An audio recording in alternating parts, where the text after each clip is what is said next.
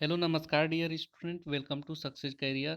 यदि आप अपने टेक्निकल एग्जाम जैसे फिटर, टर्नर, मशीनिस्ट, वेल्डर से आईटीआई कर चुके हैं और गवर्नमेंट जॉब की तैयारी कर रहे हैं तो ये सेशन आपके लिए इम्पोर्टेंट होगा।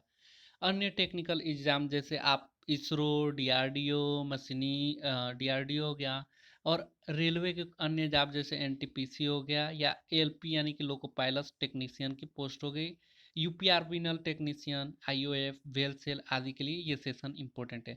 आपको करना क्या है, अपनी तैयारी आप दिल से कर रहे हो, गवर्नमेंट जॉब पाना चाहते हैं तो मैं आपकी पूरी मदद करूंगा।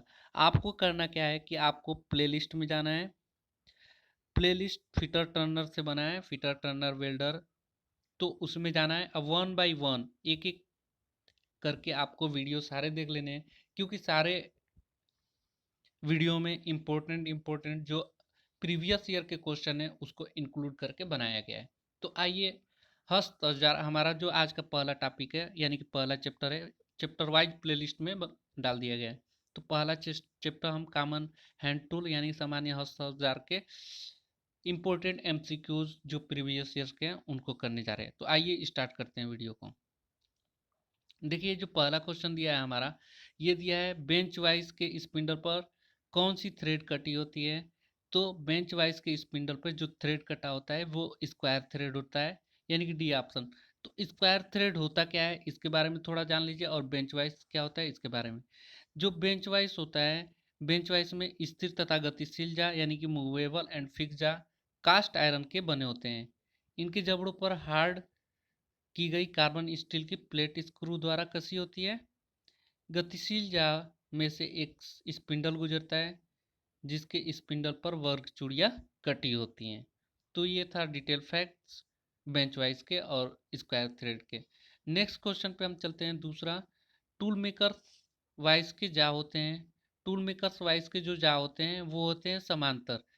देखिए, टूल मेकर्स एक प्रकार की वाइस है जो आमतौर पर फिनिश किए हुए जाब को पकड़ने, उन पर मार्किंग, ड्रिलिंग, वेल्डिंग करते समय प्रयोग किया जाता है।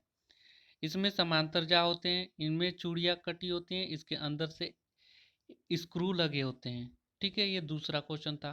तीसरे क्वेश्चन पे चलते हैं। तो तीसरा क्वेश्चन जो है हमारा वो है पिन वाइज का प्रयोग करते हैं।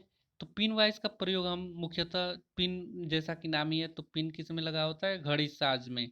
तो पिन वाइज का प्रयोग हम घड़ी साज में करते हैं। क्या होता है पिन वाइज? पिन वाइज को बहुत छोटे कार्यों के लिए, जैसे पतले व्यास की राड, तार, घड़ियों के पुर्जे आदि पकड़ने के लिए प्रयोग किया जाता है। इस वाइज के चक में अधिकतम व्यास का जो जाप पकड़ा जाता है उसी के अनुसार इसका साइज लिया जाता है पिन वाइज का। ठीक है, तो नेक्स्ट क्वेश्चन चौथे पे चलते हैं। देखिए, जो चौथा क्वेश्चन है वो है बेंच वाइज का साइज किससे लिया जाता है। बेंच वाइज का साइज बताना है किससे लिया जाता है। तो बेंच वाइज का जो साइज होता है जाके प्लेटों की चौड़ाई से लिया जाता है। तो बेंच वाइज होता क्या है, देखिए वाइज क्या होता है, वर्कशॉप में जाप को पकड़ने के लिए जो साधन प्रयोग में लाया जाता है उसे ही वाइस कहते हैं। बेंच वाइस प्रायः 75, 100, 125, 150 मिलीमीटर प्रयोग में लाई जाती हैं। वाइस का साइज जा के प्लेट की चौड़ाई से लिया जाता है। बेंच वाइस में निम्नलिखित भाग होते हैं। पहला जो होता है फिक्स्ड यानी कि फिक्स जा, मूवेबल जा यानी कि गतिशील जा, स्पिंडल होता है, हैंडल होता है, और पिन होता है, और गाइड नस बॉक्स होता है, और स्टील जाप प्लेट होती हैं। चलिए अब पांचवें क्वेश्चन पे बढ़ते हैं। पांचवा जो क्वेश्चन हमारा है वो है रेतिया किस धातु की बनी होती है। तो जो रेतिया बनी होती है वो हाई कार्बन स्टील की बनी होती है। तो आइए रेतियों के बारे में डिटेल से जानते हैं, रेतिया क्या होती है। देखिए, एक एक डिटेल फैक्ट आपको बताया गया कि जो आपके एग्जाम के लिए आसानी होगी। देखिए, रेती जो होता है, रेती कारीगर का मुख्य हस्त कटिंग टूल है। फाइलिंग हाई कार्बन स्टील की बनी होती है। टैंक को छोड़कर बाकी भाग हार्ड व टेम्पर किया जाता है। इसमें बहुत से कटिंग एज या दांतें होते हैं जो धातुओं को छोटे छोटे कणों के रूप में काटते हैं। उसी को क्या कहते हैं, फाइल यानी कि रेती कहते हैं। नेक्स्ट क्वेश्चन है हमारा 6 नंबर का, वो है रेती की लंबाई कैसे व्यक्त की जाती है। रेती की लंबाई कैसे व्यक्त की जाती है। तो रेती की जो लंबाई होती है ना, वो होता है पॉइंट से हिल तक जो लंबाई होती है उसी के बीच की लंबाई को हम रेती की फाइल की लंबाई कहते हैं, यानी कि रेती की फाइल की साइज। तो आइए, रेती क्या होता है। रेती द्वारा धातु काटने की क्रिया फाइलिंग कहलाती है। फाइलिंग क्या कहलाता है, रेती द्वारा धातु के काटने की क्रिया को फाइलिंग कहते हैं। फाइलिंग अलाउंस प्राय 0.2 मिलीमीटर से 0.5 मिलीमीटर तक 0.5 मिलीमीटर रखा जाता है। रेती का साइज टिप से हिल तक लिया जाता है। टिप को पॉइंट भी कहा जाता है। रेती के निम्नलिखित भाग होते हैं टिप टू पॉइंट फेस। अब अलाउंस जो है 0.02 मिलीमीटर से 0.05 मिलीमीटर का मतलब है अगर हमारा जाब इस जो अगर 10 सेंटीमीटर का बनाना है तो उसमें 0.2 मिलीमीटर बड़ा हो जाता है या 0.2 मिलीमीटर छोटा हो जाता है या इस रेंज के बीच में हमारा रहता है तो वो हमारा जाब क्या है, सही है। अगर जाब इससे छोटा बन जा रहा है या 0.05 मिलीमीटर से बड़ा बन जा रहा है तो वो जाब हमारा रिजेक्ट हो जाएगा। तो आइए नेक्स्ट क्वेश्चन पे चलते हैं।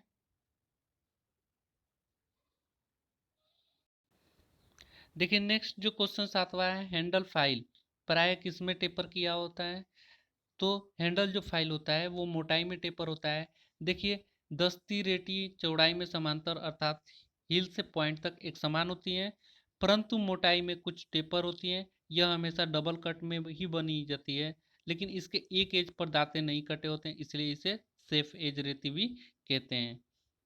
नेक्स्ट क्वेश्चन है आठवां, ये है कि मिल फाइल को कौन सा फाइल भी कहते हैं। मिल फाइल को और कौन सा फाइल कहते हैं, तो मिल फाइल को हम हैंड फाइल भी कहते हैं। मिल फाइल हेड फाइल की तरह होती है, इसलिए इसे हैंड फाइल भी कहते हैं। इस पर सिंगल कट दांते कटे होते हैं। इसे खराद मशीन पर फाइलिंग के लिए प्रयोग करते हैं। इसकी लंबाई साधारणतः 150 से 250 मिलीमीटर तक होता है।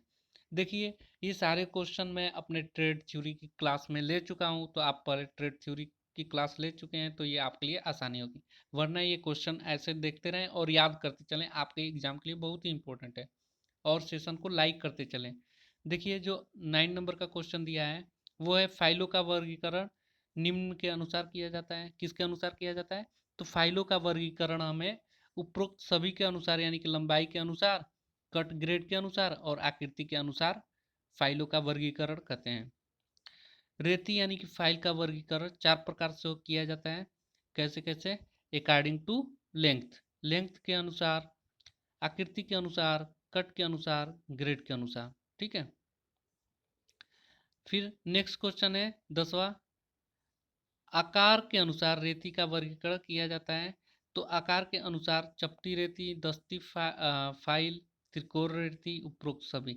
तो जो हमारा उपरोक्त सभी आकार के अनुसार रेती का वर्गीकरण किया जाता है। देखिए आकार के आधार पर रेती फाइल का मुख्यतः 7 प्रकार की होती हैं। चपटी रेती, ठीक है, चपटी रेती हो गया। दूसरा हैंड या दस्ती रेती, और जो तीसरा होगा त्रिकोण रेती, चौथा वर्गीकृत रेती, पांचवा अर्धगोल रेती और गोल रेती, नाइफ रेत, एज रेती। तो ये 7 प्रकार के रेतियां होती हैं। नेक्स्ट क्वेश्चन पे चलते हैं 11 नंबर। 11 नंबर का जो क्वेश्चन दिया है, सिंगल कट के अनुसार रेती के फाइल के फेस पर दांते किस कोण पर बने होते हैं। तो सिंगल कट के अनुसार रेती के फेस पर दांते जिस कोण पर कटे होते हैं वो है 60 अंश पे। तो आइए इससे इंपॉर्टेंट फैक्ट जानते हैं। देखिए सिंगल कट फाइल के फेस पर दांते एक दूसरे के समांतर कटे होते हैं। ये रेती की केंद्रीय रेखा के साथ 60 अंश का कोण बनाते हैं।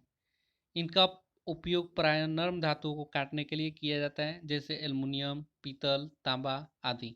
इस रेती द्वारा बनी सतह डबल कट रेती का अपेक्षा अधिक फिनिशिंग बनाती है, परंतु इसके द्वारा धातु कम कटती है। नेक्स्ट क्वेश्चन पे चलते हैं। नेक्स्ट क्वेश्चन है 12 नंबर का, दे रहा है डबल कट के अनुसार रेती के फेस दांते प्रथम कट 60 अंश पर तथा दूसरा कट कितने कोण पर करता होता है। तो जो प्रथम कोण होता है वो 60 अंश पे और दूसरा 75 अंश पे होता है। देखिए डबल कट फाइल होता क्या है।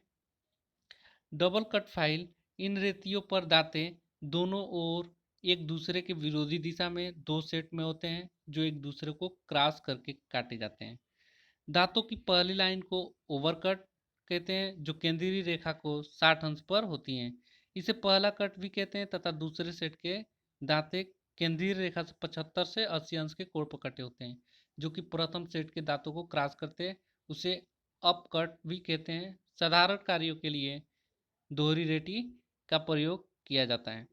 नेक्स्ट क्वेश्चन है 13 नंबर का। दे रहा है कि रेतियों के किस भाग को छोड़कर बाकी भाग हार्ड व टेम्पर किया जाता है। तो रेतियों के सिर्फ टैंक को छोड़कर बाकी पार्ट को क्या किया जाता है, हार्ड किया जाता है। देखिए, रेती हैंड कटिंग टूल है, किसी जाप को चौरस या दूसरे आकार में बनाने तथा चिकना करने के लिए इसका प्रयोग करते हैं। देखिए नेक्स्ट क्वेश्चन 14 नंबर का दिया है, 3 वर्ग फाइल, ठीक है, यानी कि 3 स्क्वायर फाइल को किस नाम से जाना जाता है। Hand file, knife edge, round edge, त्रिकोण रेती। तो 3 वर्ग फाइल को त्रिकोण रेती के नाम से जाना जाता है। क्या होता है त्रिकोण रेती? देखिए, त्रिकोण रेती ट्रियोंगुलर फाइल 60 अंश के कोण पर त्रिकोणीय होती है। इस रेती का मुख्य प्रयोग वी आकार के ग्रुप बनाने, आयताकार वर्ग या स्लॉट आदि बनाने के लिए किया जाता है। इसके अतिरिक्त इसके आरी के दांते भी तेज किए जाते हैं। आमतौर पर इसकी लंबाई 2/3 भाग समांतर होती है, यानी 2/3 मतलब क्या होता है, 66%। जितना भी लंबाई होगा उसका 66% निकाल लीजिए। इसे 3 स्क्वायर फाइल भी कहते हैं। प्राय इस रेती का तीनों फेसों पर डबल कट दांते कटे होते हैं। 15 नंबर का क्वेश्चन है, दे रहा है रेती के बीच में उभरे हुए भाग को क्या कहते हैं। तो रेती के बीच में उभरे हुए भाग को हम उत्तलता कहते हैं, कन्वेक्सिटी कहते हैं। क्या होता है कन्वेक्सिटी? रेती की बॉडी में मध्य में कुछ ऊपर उठी होती है, फाइल के उसे उभरे भाग को उत्तलता यानी कि कन्वेक्सिटी कहते हैं। इसका लाभ यह है कि फाइल करते समय अधिक बल नहीं लगानी पड़ती है। नेक्स्ट क्वेश्चन पे बढ़ते हैं। नेक्स्ट क्वेश्चन है हमारा, देखिए नोट में क्या दे रहा है, रेती को टेपर और कन्वेक्सिटी दो अलग अलग तत्व हैं। 16 नंबर का क्वेश्चन दिया है, हेक्सा ब्लेड प्राय किस धातु के बने होते हैं। तो हेक्सा ब्लेड हमारा एलॉय स्टील का भी बना होता है, हाई स्पीड स्टील का बना होता है और हाई कार्बन स्टील का बनाता है, यानी कि उपरोक्त सभी आंसर होगा। तो हेक्सा ब्लेड क्या होता है, आइए इसके बारे में भी जान लीजिए। हेक्सा ब्लेड जो होता है, हेक्सा ब्लेड वो ना, हेक्सा ब्लेड का प्रयोग धातु काटने के लिए किया जाता है। यह एक स्टील की पत्ती होती है, इसके दोनों सिरों पर, इसके दोनों सिरों पर एक एक सुराख होते हैं। यह प्रायः high carbon steel, high speed steel या एलॉय स्टील के बनाए जाते हैं। इसकी लंबाई x, चौड़ाई x तथा मोटाई x पीस से निर्धारित किया जाता है। नेक्स्ट क्वेश्चन है 17 नंबर का। वो बोल रहा है कौन सा ब्लेड पूरे हार्ड होते हैं, केवल उसका सुराख वाला भाग नरम होता है। तो जो होता है वो है हमारा ऑल हार्ड। ऑल हार्ड नाम से, ऑल हार्ड क्या होता है, देखिए यहाँ पे ऑल हार्ड का डिटेल। ऑल हार्ड जो है, इस ब्लेड में छेद वाले भाग को छोड़कर बाकी भाग को हार्ड व टेपर किया जाता है। यह ब्लेड हल्का झटका लगने पर टूट सकता है। हेक्सा ब्लेड के 3 प्रकार होते हैं। पहला all hard blade, flexible blade और spring back flexible centre type blade. ठीक है, 18 नंबर का क्वेश्चन पे चलते हैं। दिया है पावर सा। पावर सा मुख्य कितने प्रकार की होती हैं। तो पावर सा मुख्यतः 7 प्रकार की होती है। वो सातों प्रकार के आइए देखते हैं क्या क्या होता है पावर सा। पावर सा मुख्यतः 3 प्रकार की होती हैं, और सॉरी, 7 बोल दिया, 3 होता है। वो 3 क्या होता है पावर सा, reciprocating power machine, flexible blade power machine या सर्कुलर पावर सा मशीन। ठीक है, नेक्स्ट क्वेश्चन पे बढ़ते हैं। 19 नंबर, ब्लेड के दांतों के मध्य की दूरी क्या कहलाती है। तो ब्लेड के दांतों के मध्य की दूरी हमारा पिच कहलाता है। एक दांतों के मध्य से दूसरे दांतों के मध्य तक के बीच की दूरी को पिच कहते हैं। हेक्सा ब्लेड प्राय high carbon steel, high speed steel, alloy steel के बनाए जाते हैं। 20 नंबर का क्वेश्चन है, दिया है किस ब्लेड में दांतों का भाग हार्ड होती है लेकिन ब्लेड की लंबाई हार्ड नहीं होती। तो जो ब्लेडों की दांतों की हार्ड होती है वो सभी प्रकार के होते हैं, यानी कि फ्लेक्सिबल होगा, आल हार्ड होगा, स्टेगर्ड होगा। ये सभी में क्या होती है, दांतों के जो भाग होते हैं हार्ड होते हैं, क्योंकि ये क्या करता है, धातुओं को काटने का काम करता है कोई भी ब्लेड। तो ये 20 नंबर का क्वेश्चन था। अब चलते हैं 21 नंबर के क्वेश्चन पे।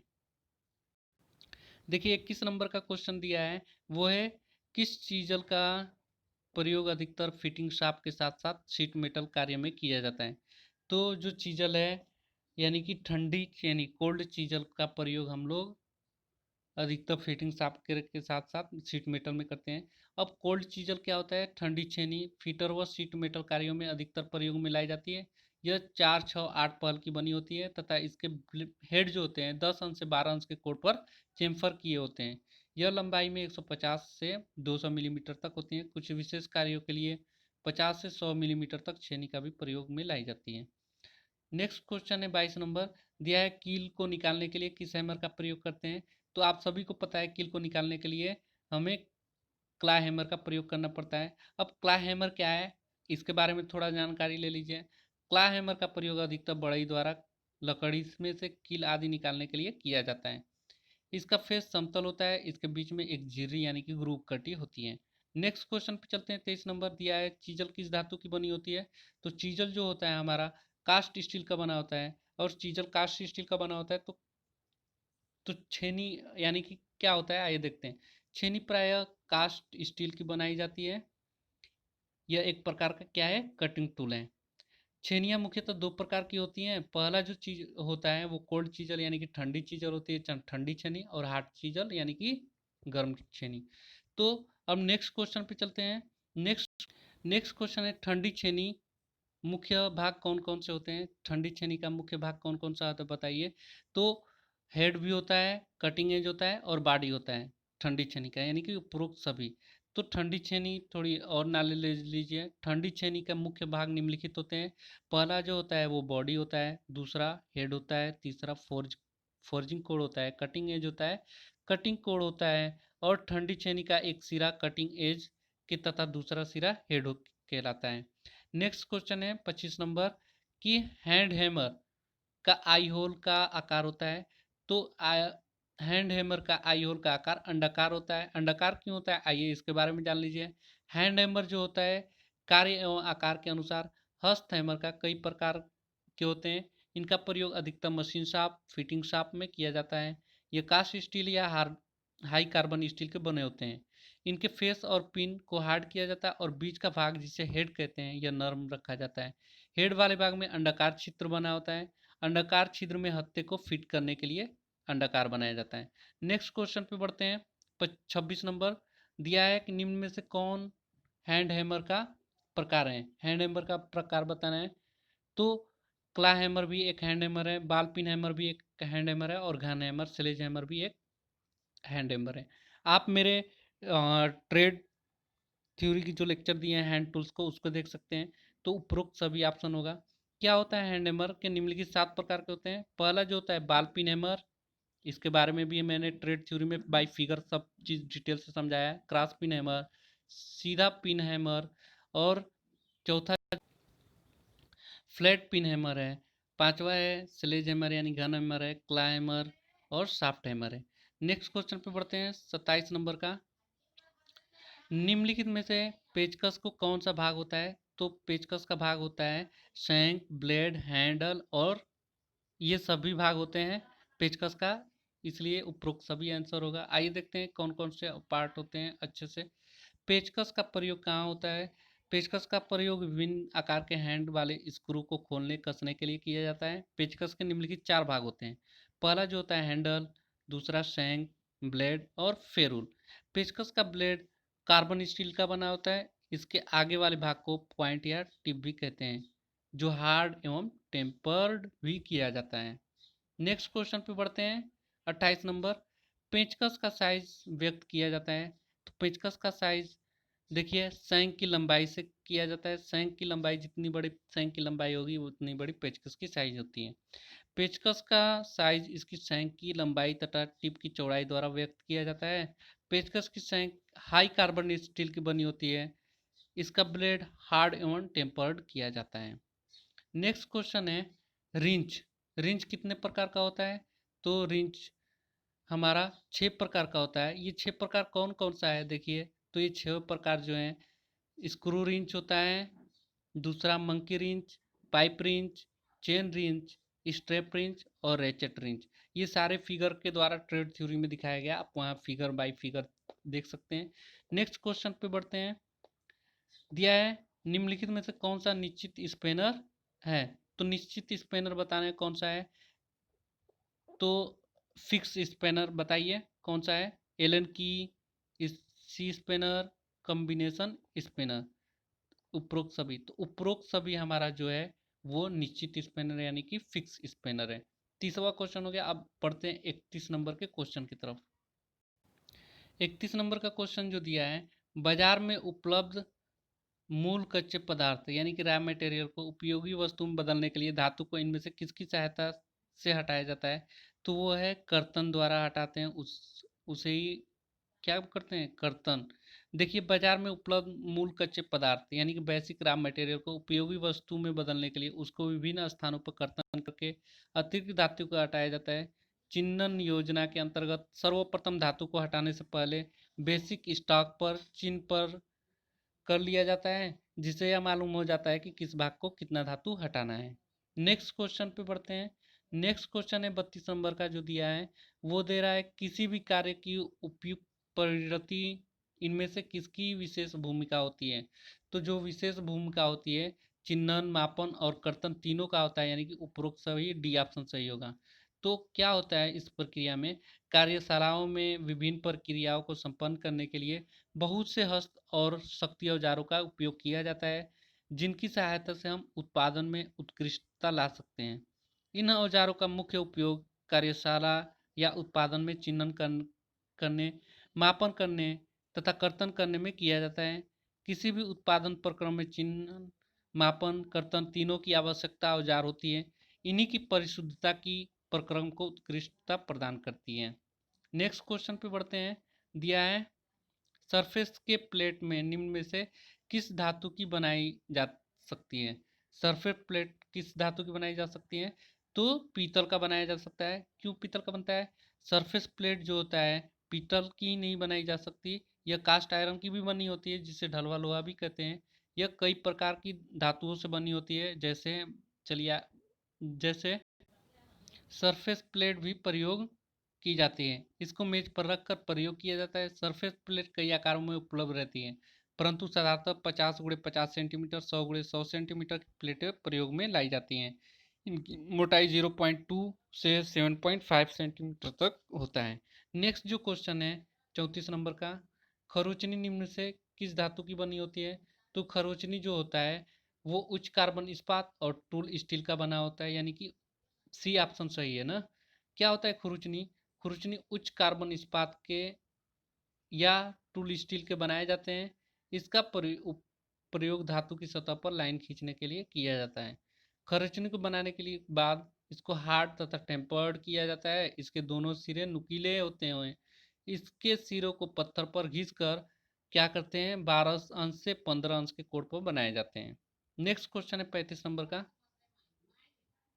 वो है 35 नंबर का क्वेश्चन, निम्नलिखित में से कौन सा खरोचनी का प्रकार नहीं है? तो खरोचनी का जो प्रकार नहीं है वो बताना है। तो जो है एम्परी पेपर, जो है एम्परी पेपर जैसा कि नाम से ही विदित होता है, ये क्या है? खरोचनी नहीं। खरोचनी ऑफसेट खरोचनी होता है, सीधा खरोचनी होता है, एडजस्टेबल खरोचनी, तीनों में खरोचनी है, यानी कि हमारा डी ऑप्शन सही होगा। क्या होता है खरोचनी? खरोचनी को इंग्लिश में स्क्राइबर कहते हैं। इसका प्रयोग धातु की सतह पर लाइन खींचने के लिए किया जाता है। निम्न प्रकार के खरोचनी होते हैं: मूड़ा खरोचनी, सीधा खरोचनी, ऑफसेट खरोचनी, एडजस्टेबल खरोचनी। अतः एमरी पेपर खरोचनी का प्रकार नहीं है। निम्न में बताइए 36 नंबर का। 36 नंबर का जो क्वेश्चन है वो है सरफेस गेज किस प्रकार का टूल है? तो सरफेस गेज हमारा चिन्ह एवं जांच टूल है। सरफेस गेज से हम लोग चिन्ह और जांच करते हैं। क्या होता है सरफेस गेज? वो सरफेस गेज एक चिन्ह एवं जांच टूल है। सरफेस गेज का प्रयोग किसी जाप पर उसके आधार के समांतर रेखाएं खींचने के लिए किया जाता है। इसके लिए इसे सरफेस प्लेट पर चिन्ह टेबल पर रखकर सरकाया जाता है। इसका प्रयोग गोल बेलनाकार जाप का केंद्र ज्ञात करने के लिए किया जाता है। इसके लिए जाप को सरफेस प्लेट के ऊपर रखे जाते वी ब्लॉक पर रखा जाता है। लेथ मशीनों पर फोरजा चक में जाप को सेंटर करने के लिए सरफेस गेज का प्रयोग अत्यधिक किया जाता है। नेक्स्ट क्वेश्चन है 37 नंबर, हाफ राउंड छेनी में सरफेस कोण कितना होता है? तो हाफ राउंड छेनी में जो सरफेस कोण होता है वो 30 अंश होता है। याद रखिएगा 30 अंश। देखिए हाफ राउंड जो छेनी होता है का फोर्जिंग कोड 30 अंश तक, कटिंग कोड 35 से 45 अंश तक होता है। इसकी जो धार गोलाकार होती है, इसका प्रयोग किसी बियरिंग में आयल ग्रूव बनाने, कोने की झिरियाँ काटने के लिए किया जाता है। जिन धातु की जाबों में ड्रिलिंग करते समय ड्रिल सेंटर से हट जाता है, उसके लिए उसके द्वारा छोड़ी गई धातु भी इसके द्वारा ठीक की जाती है।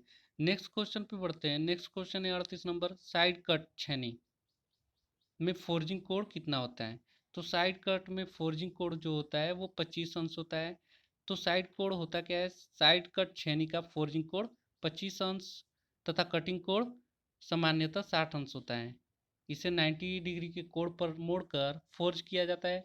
साइड कट छेनी का प्रयोग ऐसे स्थानों पर किया जाता है जहां अन्य छेनी सरलता से प्रयोग नहीं की जा सके। इससे की तथा काटर के मार्ग की सफाई की जाती है एवं लगभग फ्लैट छेनी के समान ही होती हैं, परंतु इसका काटने वाला भाग एक और मुड़ा रहता है। नेक्स्ट क्वेश्चन पे बढ़ रहे हैं। यह 39 नंबर का, केंद्रक पंच पॉइंट का कोण कितना होता है? तो केंद्रक पंच पॉइंट का जो कोण होता है वो 90 डिग्री का होता है। 90 डिग्री का होता है। केंद्रक पंच क्या होता है? केंद्रक पंच के पॉइंट का कोण 90 डिग्री रखा जाता है, जिससे ड्रिल पॉइंट आसानी से पंच द्वारा लगाए गए सेंटर में बैठ सकें। इस पंच का उपयोग सुराखों के केंद्रों को लोकेट करने के लिए किया जाता है। इसका उपयोग चौड़ा केंद्र बनाने के लिए भी किया जाता है। नेक्स्ट है हमारा 40 नंबर का क्वेश्चन, डार्ट पंच के पॉइंट का कोण कितना होता है? तो डार्ट पंच का पॉइंट का जो कोण है वो 60 डिग्री का होता है। क्या होता है डार्ट पॉइंट्स? डार्ट पॉइंट्स ढलवा इस्पात की बनाई जाती है। इसका बॉडी षटभुजाकार की होती है। पॉइंट का कोण 60 डिग्री रखा जाता है। कोण का समान कम होने से बिंदु गहरे तथा कम व्यास के बनते हैं। इसका उपयोग अस्थायी चिन्हन करने के लिए तथा विटमैन मार्क लगाने के लिए किया जाता है। कभी कभी वृत्त का केंद्र लगाने के लिए भी डॉट पॉइंट का प्रयोग करते हैं, डॉट पंच का। नेक्स्ट क्वेश्चन है 41 नंबर, क्या होता है? पिंक पंच का पॉइंट निम्न में से किस कोण पर होते हैं? तो पिंक पंच का पॉइंट जो होता है 30 डिग्री कोण पर होता है। प्रिक पंच पॉइंट का कोण कितना होता है? 30 डिग्री। देखिए प्रिक पंच जो होता है पॉइंट कोण 30 अंश होता है। इसका कोण कम होने से डिवाइडर के नोक को बहुत यथार्थ स्थित प्राप्त होता है। इसलिए इसका उपयोग सतह पर वक्र खींचने के लिए, केंद्र लगाने के लिए किया जाता है। इस पंच का प्रयोग मृदु धातु के लिए किया जाता है, जिसे पीतल, तांबा, एल्युमिनियम आदि के लिए। नेक्स्ट क्वेश्चन है 42 नंबर का, यूनिवर्सल चिन्ह ब्लॉक में लगी दो पिनों को क्या कहते हैं? तो यूनिवर्सल चिन्ह ब्लॉक में लगी दो पिनों को हम गाइड पिन कहते हैं। क्या होता है यूनिवर्सल चिन्ह ब्लॉक? यूनिवर्सल चिन्ह ब्लॉक में लगी दो पिनों को गाइड पिन कहते हैं। इस ब्लॉक के निचले भाग में एक भी ग्रूव होता है, जिसको बेलनाकार या वक्राकार सरफेस पर रखकर चिन्हन की जाता है। बेस में दो गाइड पिनें लगी होती हैं, जिन्हें दबाकर आधार से बाहर निकाला जा सकता है। नेक्स्ट क्वेश्चन है 43 नंबर, डिवाइडर को नुकीला बनाने के लिए निम्न विधि का प्रयोग किया जाता है। बताइए डिवाइडर को नुकीला बनाने के लिए कौन सी विधि अपनाते हैं? आयल स्टोन का। क्या होता है आयल स्टोन? इसके बारे में थोड़ी जानकारी ले लीजिए। आयल डिवाइडर को नुकीला बनाने के लिए आयल स्टोन का प्रयोग किया जाता है। किसी भी कटिंग टूल की धार को अधिक नुकीला करने के लिए आयल स्टोन पर रगड़ा जाता है। आयल स्टोन एक पदार्थ है जिसपे रगड़कर पदार्थ को नुकीला बनाया जाता है। नेक्स्ट क्वेश्चन है, स्क्रैपर किस धातु का बना होता है? तो स्क्रैपर जो हमारा उच्च कार्बन स्टील का बना होता है। स्क्रैपर उच्च कार्बन इस्पात यानी कि high carbon steel, tool steel के बनाए जाते हैं। इनको गर्म करके आवश्यकता अनुसार किसी आकार व आकृति के कटिंग एज बनाई जाती है, जिसके बाद हार्ड व टेम्पर कर लिया जाता है और इसके पश्चात ग्राइंडिंग करके इसकी कटिंग एज पर धार लगा ली जाती है। धार को अधिक नुकीला करने के लिए इसे आयल स्टोन पर रगड़ कर फिनिशिंग दी जाती है। कार्यशाला में पुरानी बेकार पड़ी रेतियों को फोर्ज करके किसी भी आकार में स्क्रैपर तैयार किया जा सकता है। स्क्रैपर के एक सिरे पर हत्था लगाया जाता है। नेक्स्ट क्वेश्चन है 45 नंबर का। तो 45 अंश का जो क्वेश्चन है वो दे रहा है कि मृदु इस्पात की छेनी ग्राइंड करते समय कर्तन को निम्न से कितना होता है? तो याद रखिए मृदु इस्पात की जो छेनी की ग्राइंडिंग करते समय उसका जो कोण होता है 55 डिग्री होता है। कितना? 55 डिग्री। देखिए यहाँ पे अन्य कोड दिखाए जा रहे हैं। छेनी ग्राइंडिंग करते समय विभिन्न धातुओं के लिए उनके कटिंग कोड निम्नलिखित प्रकार के होते हैं। पहला मृदु इस्पात कितना 55 डिग्री का, ढलवा लोहा 60 डिग्री का, टूल स्टील 65 से 70 डिग्री का, एल्युमिनियम 30 डिग्री का और पीतल 50 डिग्री का, और तांबा जो होता है 45 डिग्री का होता है। नेक्स्ट क्वेश्चन पे बढ़ते हैं। नेक्स्ट क्वेश्चन जो है 46 नंबर का, इसकी काटने वाली धार 3 मिलीमीटर से 12 मिलीमीटर तक चौड़ी होती है। यह कथन निम्न से कौन छेनी से संबंध है? तो जो ये छेनी है वो कौन सा होता है? क्रॉस कट छेनी। क्रॉस कट छेनी क्या होता है? क्रॉस कट छेनी का उपयोग विशेष रूप से चौरस झिर्रियाँ नालियाँ बनाने के लिए किया जाता है। किसी शाफ्ट पर चाबी का खांचा इसी छेनी के द्वारा बनाया जा सकता है।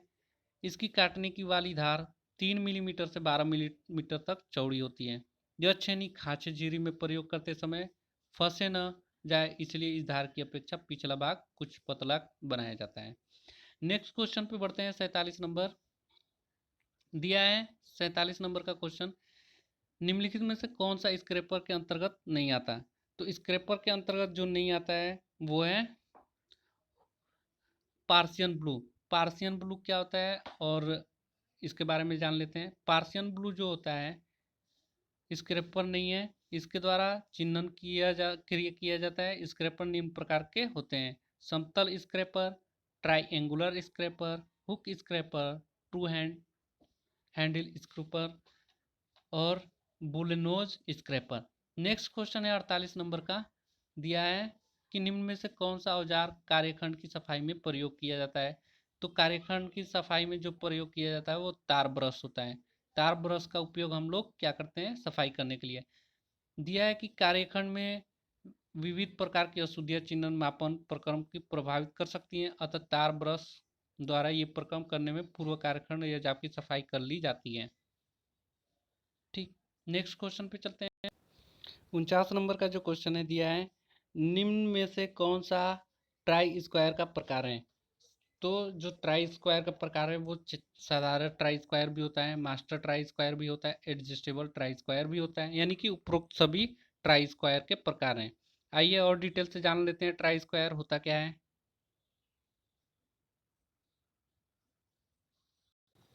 देखिए, ट्राई स्क्वायर एक प्रकार का सहायक औजार है जिसकी सहायता से हम समकोण की परख करते हैं। इसके द्वारा सतह की समतलता की भी जांच की जा सकती है। इसका प्रयोग जाप की चिन्हन करते समय समांतर तथा लंबवत रेखाएं खींचने के लिए भी किया जाता है। ये निम्न प्रकार के होते हैं: साधारण try square, master try square, fix try square और adjustable try square. Next question है 50 नंबर का जो दिया है, किसी वस्तु पर से एक अतिरिक्त धातु को कैसे हटाया जाता है? तो किसी अतिरिक्त धातु को हटाने की जो क्रिया होती है वो अतिरिक्त धातु चिन्हन करके और बेसिक स्टाफ पर चिन्हन करके धातु को हटाया जाता है, यानी कि सी ऑप्शन सही है। क्या होता है? चिन्हन योजना के अंतर्गत चिन्हन योजना के अंतर्गत सर्वप्रथम धातु को हटाने से पहले बेसिक स्टॉक पर चिन्हन कर लिया जाता है, जिससे यह मालूम हो जाता है कि किस भाग से कितना धातु को हटाना है। इसके लिए वस्तु की ड्राइंग के अनुसार कार्यखंड पे केंद्र बिंदु रेखा, सीमा रेखा आदि खींच लिया जाता है। इसी कार्य को चिन्ह योजना कहते हैं। चिन्ह योजना को अपनाकर उसके अनुसार कार्य करने से धातु की अपव्यय को न्यूनतम स्तर तक पर लाया जा सकना संभव होता है। नेक्स्ट जो क्वेश्चन है 51 नंबर का, किसी स्थिति में जाप के अस्वीकृति होने की संभावना न्यूनतम रहती है? तो जो साप की अस्वीकृति पूर्ण यथार्थता होने पर और मापदंडों के अनुसार काम होने पर हमारी जो अस्वीकृति होने की संभावना न्यूनतम होती है, यानी कि सी ऑप्शन सही होता है। दिया है, किसी जाप के पूर्ण यथार्थ होने तथा आवश्यक मानदंडों के अनुरूप होने पर इसके अस्वीकृति होने की संभावना न्यूनतम रहती है। चिन्हन योजना को अपनाकर इसके अनुसार कार्य करने से धातु के अपव्यय को न्यूनतम स्तर पर लाया जा सकना संभव है। चलिए नेक्स्ट क्वेश्चन पे बढ़ते हैं। दिया है 52 नंबर का क्वेश्चन, निम्न में से कौन सी मुंगरी यानी कि मेलट का प्रयोग है? यानी बांसिंग मसूरी और मानक मसूरी, यानी कि दोनों बांसिंग मसूरी और मानक मसूरी दोनों ही मेलेट के प्रकार हैं, यानी कि ए और बी दोनों सही है। मेलेट होता क्या है? मांगुरी, स्टैंडर्ड मेलेट, बांसिंग मैंगरी, बोसिंग मैलेट तथा एंड फेक्स मैंगरी। सभी मांगुर के प्रकार है। मुलायम हथौड़ों को मांगुरी कहा जाता है। इसके प्रयोग पतली शीट पर चोट लगाने, सीधा करने तथा मोड़ने आदि के लिए किया जाता है। इसके प्रहार से निशान नहीं पड़ते हैं। मुलायम हथौड़े बनाने के लिए लकड़ी, हार्ड, रबर, कच्चा चमड़ा, नायलॉन, टेफ्लॉन, लेड, तांबा प्रयोग किया जाता है। यानी कि मैलेट को बनाने के लिए लकड़ी का होगा, रबर का होगा, कांच, हार्ड, कच्चा चमड़ा होगा आदि से हम मैलेट बनाते हैं। धातु चादरशाला में अधिकतर लकड़ी के मांगुरी ही प्रयोग किया जाता है। ये निम्न प्रकार 3 प्रकार की होती है। पहला जो होता है मानक मांगुरी, दूसरा बांसिंग मांगुरी और तीसरा एंड फेक्स मांगुरी। चलिए नेक्स्ट क्वेश्चन पे बढ़ते हैं। चौकोर हेड बोल्ट, चौकोर हेड बोल्ट नहीं खोले जा सकते। कैसे नहीं खोले जा सकते हैं? तो सॉकेट स्पैनर द्वारा नहीं खोले जा सकते हैं। सॉकेट स्पैनर के द्वारा चौकोर हेड बोल्ट नहीं खोला जा सकता है क्योंकि इसमें सॉकेट लगा होता है। इस प्रकार के स्पैनर को गोल गुटके के रूप में आते हैं। इनके एक और चौकोर व एक ही माप का सुराख बना होता है। ठीक है। दूसरी ओर नट या बोल्ट की माप में रिंग स्पैनर की भांति 12 खांचे लगे होते हैं। इसका प्रयोग टार्क रिंच से माप कर बोल्ट नट टाइट करते हैं। सॉकेट स्पैनर की सहायता से तिरछे सीधे काम स्थान को नट बोल्ट खोलने के लिए किया जाता है। नेक्स्ट क्वेश्चन पे बढ़ते हैं। 54 नंबर दिया है, निम्न में से किस पंच का प्रयोग डाबल पिन को जाम में पकड़ने के लिए, जाम में से किया निकालने के लिए किया जाता है? तो जो डाबल पिन है वो पिन पिंच को निकालने के लिए किया जाता है। पिन पिंच होता क्या है? पिन पिंच का प्रयोग चिन्ह के लिए नहीं किया जाता बल्कि जाब को फंसी हुई डाबल पिन या टेपर पिन को निकालने के लिए किया जाता है। इस पिंच की नोक की नहीं होती बल्कि उसके स्थान पर एक बेलनाकार पिन होती है जिसकी सहायता लंबाई की जाब की आवश्यकता को पूरा करती है। नेक्स्ट क्वेश्चन है, निम्न में से किस पंच के द्वारा पतली चादरों में छेद किया जाता है? तो ड्रिफ्ट पिन जो होता है इसके द्वारा चादरों में छेद किया जाता है। ड्रिफ्ट पिन होता क्या है? ड्रिफ्ट पंच की नोक विभिन्न आकारों की होती हैं जैसे वर्गाकार, आयताकार, गोल, फिर किसी अन्य आकार की। साथ ही यह नीचे से नुकीली न होकर फ्लैट होती हैं। इसका प्रयोग किसी पतली चादर में छेद करने या फिर से पहले से उसी आकार के बने छेदों की फिनिशिंग करने के लिए ड्रिफ्ट पिंच का प्रयोग करते हैं। नेक्स्ट क्वेश्चन है 56 नंबर का, निम्न में से कौन सा पिंच पेचकस का प्रयोग प्रकार नहीं है? पेचकस का प्रकार नहीं है तो मरफरी, रैचिट, फिलिप्स, ऑफसेट। तो हम ये तीनों टाइप का रैचेट पढ़े हैं, मरफरी नहीं पढ़े हैं, इसलिए हमारा मरफरी ऑप्शन सही होगा। मरफरी क्या होता है आइए इसके बारे में जानते हैं। पहले पेचकस में उसके हैंडल को छोड़कर पूरी लंबाई के आधार पर निम्न प्रकार को वर्गीकृत किया जाता है। साधारण फ्लैट पेचकस, ऑफसेट ब्लेड पेचकस, रैचेट स्क्रू पेचकस, फिलिप्स स्क्रू पेचकस। अतः मरफरी जो है पेचकस का प्रकार नहीं है। नेक्स्ट क्वेश्चन है 57 नंबर, गैस प्लास के जबड़े की क्या विशेषता होती है? तो जो विशेषता है इसका अंदर से कुछ घूमे हुए होते हैं गैस प्लास के जबड़े। नेक्स्ट प्लास क्या होता है? गैस प्लायर्स का प्रयोग गैस अथवा तेल पाइप पर लगे नटों को खोलने के लिए किया जाता है। इसे सुविधाजनक स्लिप पॉइंट प्लास के समान छोटा या बड़ा किया जा सकता है। इसके जबड़े कुछ अंदर की ओर घूमे हुए होते हैं। नेक्स्ट जो क्वेश्चन है 58 नंबर का, वो है 58 नंबर का क्वेश्चन है कि निम्न में से कौन सा औजार सफाई सहायक की श्रेणी में आती है? एम्प्री पेपर, स्क्राइबर, सरफेस प्लेट, पंच। तो स्क्राइबर क्या करता है? खर्चने के काम आता है। सरफेस प्लेट क्या है? ये सरफेस की जांच करने के लिए किया जाता है। पंच क्या है कि पंचिंग करने के काम आता है। अतः एम्प्री पेपर हमारा करेक्ट आंसर है, सफाई सहायक की श्रेणी में आता है। क्या होता है एम्प्री पेपर? देखिए एम्प्री पेपर एक प्रकार का पेपर का रूप है जिसका उपयोग उत्पाद की सतह को परिष्कृत करने के लिए किया जाता है। इसके अतिरिक्त एम्प्री पेपर का विशेषता यह है कि यह सतह को चमक भी प्रदान करता है। फाइन श्रेणी के एम्प्री पेपर टमैंक सतहों के श्रेणी प्रदर्शन में सहायक होते हैं। नेक्स्ट क्वेश्चन पे आते हैं, पेचकस का हैंडल निम्न से किससे निर्मित किया जा सकता है? तो पेचकस का हैंडल उपरोक्त सभी से यानी कि लकड़ी का भी बनाया जा सकता है, प्लास्टिक का भी बनाया जा सकता है और फाइबर का भी बनाया जा सकता है, यानी कि तीनों ऑप्शन सही है उपरोक्त सभी। क्या होता है पेचकस? पेचकस का हैंडल का प्रयोग लकड़ी, प्लास्टिक, फाइबर के बनाए जाते हैं। लकड़ी के हैंडल में उसको काट फटने से बचाने के लिए लोहे के रिंग के रूप में फेरू लगाया जाता है। नेक्स्ट क्वेश्चन पे चलते हैं। पेचकस को खोलने का उपयुक्त औजार कौन सा है? पेंच को खोलने के लिए उपयुक्त औजार स्पेनर, प्लास, पेचकस, इनमें से कोई नहीं। तो पेचकस हमारा बेस्ट है पेंच को खोलने के लिए, पेंच को खोलने के लिए। देखिए क्या होता है, किसी पेचकस को कसने खोलने के लिए पेचकस यानी स्क्रू ड्राइवर का प्रयोग किया जाता है। इसे चपटे टिप के गोल रॉड में लकड़ी, प्लास्टिक आदि का हत्था बनाया जाता है। प्राय पेचकस के मुख्य तीन भाग होते हैं, हत्था, शंक तथा टिप होती है। नेक्स्ट क्वेश्चन पे बढ़ते हैं। 61 नंबर का दिया है, इनमें से कौन सा पेचकस का मुख्य भाग नहीं है? हैंडल, शंक, ब्लेड टिप व वेज। तो वेज जो है हमारा, अभी पढ़े हैं ऊपर, वेज जो है हमारा क्या है, पेचकस के मुख्य भाग नहीं है। बाकी हमारा तीनों क्या है, पेचकस के मुख्य भाग हैं। पेचकस के मुख्य तीन भाग होते हैं, हैंडल, शंक और ब्लेड टिप। हैंडल क्या होता है, पेचकस में प्राय लकड़ी, प्लास्टिक तथा फाइबर आदि के हैंडल का प्रयोग किया जाता है। शंक क्या होता है, पेचकस के बीच का भाग शंक कहलाता है। पेचकस के बीच का भाग शंक कहलाता है। और नेक्स्ट जो है ब्लेड टिप। तो ब्लेड टिप क्या होता है कि पेचकस के शंक के नीचे का भाग टिप कहलाता है। इसे चपटा करके शंक से बड़ी माप में टेपर करके बनाया जाता है। यह भाग हार्ड तथा टेम्पर भी किया जाता है। नेक्स्ट क्वेश्चन है 62 नंबर का, इनमें से किस प्लास में कटिंग एज नहीं होता? तो लॉन्ग नोज प्लास में कटिंग एज नहीं होता है। लॉन्ग नोज प्लास के जबड़े लंबाई में टेपर लिए हुए नुकदार होते हैं। इनमें काटने वाली धार नहीं होती है।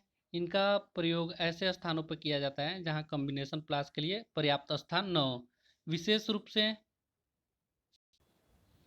इनका प्रयोग लोहारशाला, रेडियो, टीवी के कार्यों में, तारों की घुंडी बनाने में, उन्हें मोड़ने आदि के लिए किया जाता है।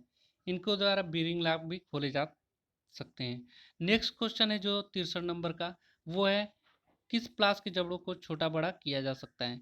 तो जो है हमारा वाइस ग्रिप प्लास जो होता है उसे छोटा बड़ा किया जा सकता है। वाइस ग्रिप प्लास होता क्या है?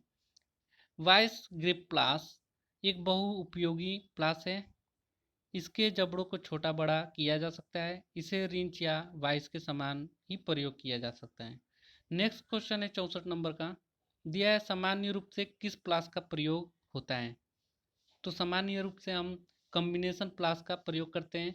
कॉम्बिनेशन प्लास क्या होता है कि फ्लैट या कॉम्बिनेशन प्लास यानी प्लायर्स जो होता है, पकड़ने वाले जबड़े चपटे होते हैं।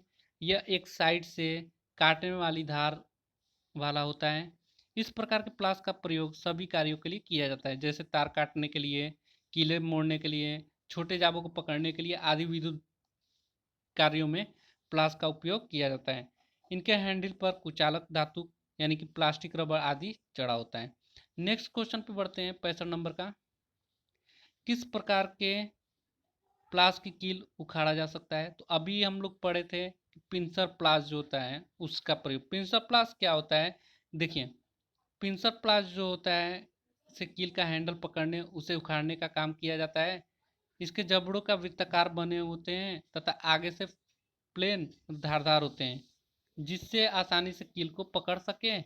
इसकी एक टांग पीछे की ओर फ्लैट करके उसके इस स्लॉट बना लिया जाता है। यह कील को उचकाने का काम भी करता है। नेक्स्ट जो क्वेश्चन है वो है 66 नंबर का, और इस दिया है निम्न में से कौन से जल पंप प्लास कहलाते हैं? तो जल पंप प्लास किसको कहते हैं? स्लिप जॉइंट प्लास को और मल्टी प्लास को, यानी कि ए और बी दोनों को। क्या होता है जंप प्लास? जो जंप प्लास होता है ना, जंप प्लास को ही मल्टी ग्रिपिंग प्लास या स्लिप जॉइंट प्लास कहा जाता है। इसमें दो स्थानों पर प्रयोग करने के लिए एक स्लिप जॉइंट बनाया जाता है। इस जोड़ से इस प्लास की क्षमता अधिक चौड़ी वस्तुओं को पकड़ने के लिए होती है।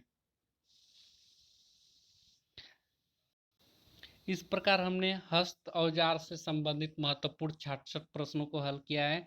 आपको करना क्या है कि प्लेलिस्ट से एक एक मैंने सीरियल वाइज 20 चैप्टर का वीडियो डाल रखा है। आप एक एक करके वीडियो को देखें, समझें और उसका नोट बनाएं। ये सारे इंपॉर्टेंट है आपके कम्पिटिटिव एग्जाम में सिलेक्शन दिलाने के लिए, इसरो के लिए।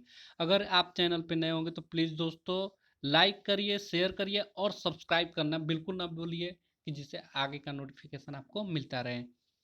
तो आज के लिए इतना ही, मिलेंगे अगले वीडियो में और भी इंटरेस्टिंग टॉपिक के साथ। आज के लिए इतना ही। Okay, bye bye, thank you for watching this videos.